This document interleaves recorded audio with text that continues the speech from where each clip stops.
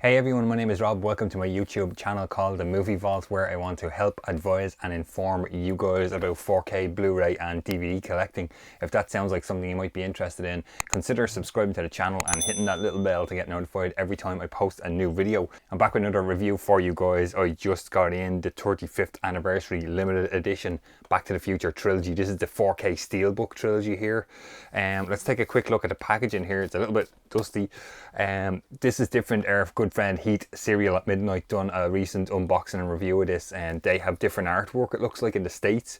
Over here in the UK we just have the standard Marty there on the front coming out of the car looking at his watch. Really cool.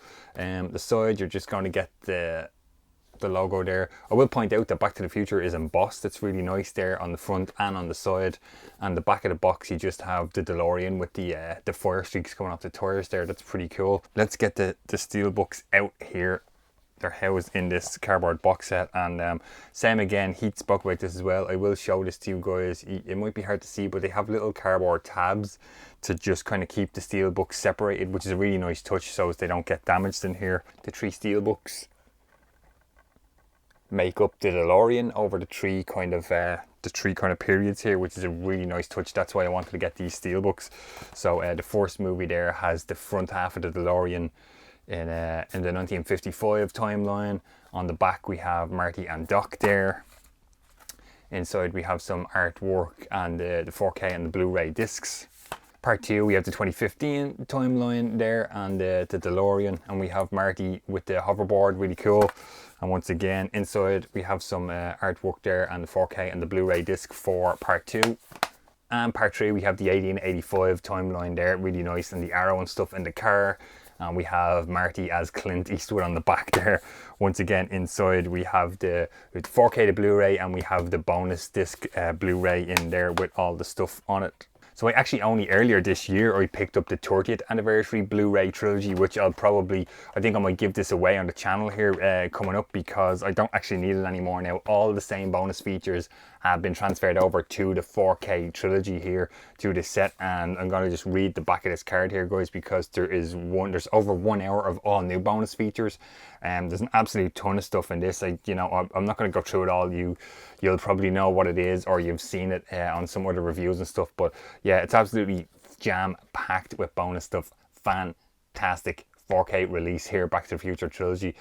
They've all been shot 35mm film, of course, and they have been transferred to 4K restoration, 4K digital intermediate. I spoke about all that in a video recently on the channel to explain that restoration process, the 4K restoration.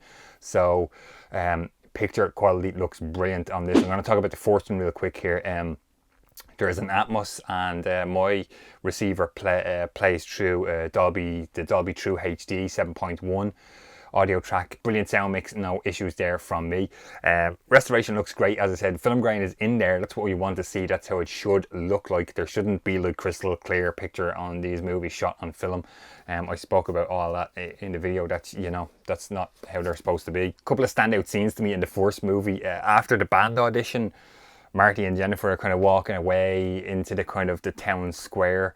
He kind of he grabs like a leaf or something off a pine tree, and he just kind of walk along, grabs it, and he kind of throws it in the air, and you can see all the I think it's like a pine tree, isn't there? Pine trees are connected like in the movie later on, and all the pine needles, you can see every little thing kind of when he throws it like float away. It's really, the detail in this 4K is really brilliant.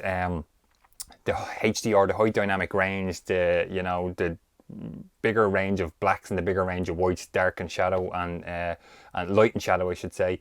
The parking lot scene, at the shopping mall, you can really see lots more stuff there. Really cool. The details in Doc's wrinkled face at the shopping mall, with the Libyans, it's really, I've never really even noticed that before. The detail again. The plutonium reload scene again, really cool. Where they turn the twisted thing in and it sucks it down. Really fantastic. Day daytime scenes look really nice as well, and the color grading on this is really well done. I don't know who was involved, if the director Robert Zemeckis was involved in this, or Spielberg, or director of photography Dean Cundy. I don't know who was involved, but the color grading looks really nice. Really great job on the restoration. And the neon signs, the finale in the street, the neon signs in the background really pop off, the pink and the blues and stuff and the reds. Really fantastic. The wet ground reflecting the light is a really nice touch. I thought, never kind of overly noticed it before, but the whole frame is just filled with picture and detail, color and detail I should say, and it really looks great. Awesome restoration on the first one. We jump into the second one, part 2. Again, I'm not going to go through what the movie is. You guys know what it's about if you're watching the review here. A couple of standout scenes. Again, the Dolby True HD 7.1 mix, brilliant. Restoration looks fantastic. Again, a couple of scenes stood out to me. The alley scene, where the DeLorean comes down into the alley and they leave Jennifer like with the rubbish. Doc's red shirt and his yellow gold coat really pop out in the colours. Again, colour grading is really nice on part 2. Did you guys notice I posted a picture on Twitter yesterday when they kind of carry Jennifer over and leave her, with all the trash and rubbish? There is like a whole load of laser discs and CDs kind of compacted into these square trash squares, rubbish squares. I never really noticed that before. I just thought that was kind of fun, like laser discs and CDs all kind of in the rubbish there. The cap that Marty wears, the future cap with all the kind of kaleidoscope of colours, really looks great in the 4K here. Brilliant stuff. Did you also notice little Elijah Wood as a kid in the cafe 80s scene in part 2? I never really noticed that before until I watched this one. The hoverboard scene looks brilliant, of course. Fantastic stuff there. Doc bumps into himself. The neon signs again in the background, I just mentioned them for part 1. Really cool, really pop off there in the HDR and the colours and stuff. Now, the scene where Doc meets himself, one Doc kind of backs over, there's a lamppost, and then other Doc, he's kind of, ratcheting the lightning bolt cable to the thing. They've obviously photochemically, because back in, this was 89 part 2, they shot the two scenes with Christopher Lloyd as Doc and put them in together. The scene on the left of the screen, which is Doc in 55, that image kind of has a bit of a jump slightly. That's the only imperfection I noticed in the whole trilogy here watching. Something really slight, but I just thought I would mention it here.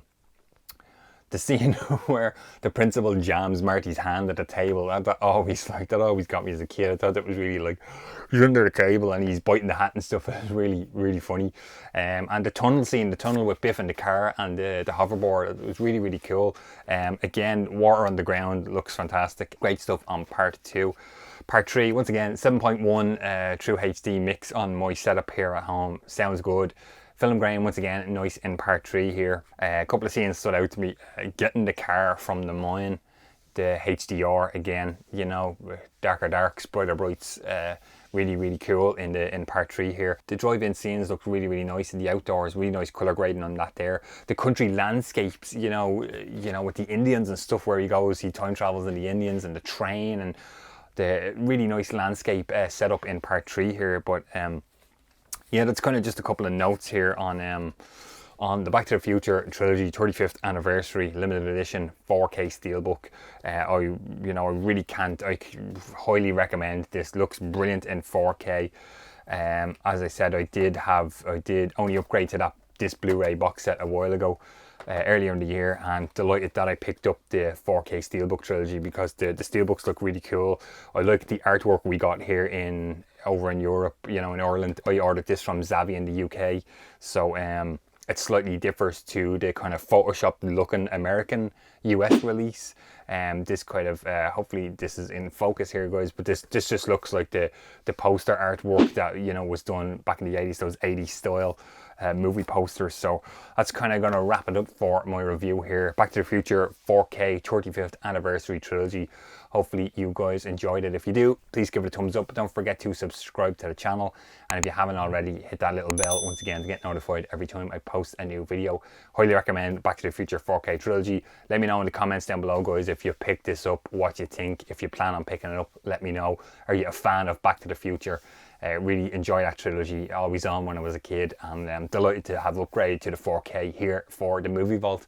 Thanks again, guys, and I'll talk to you on the next video.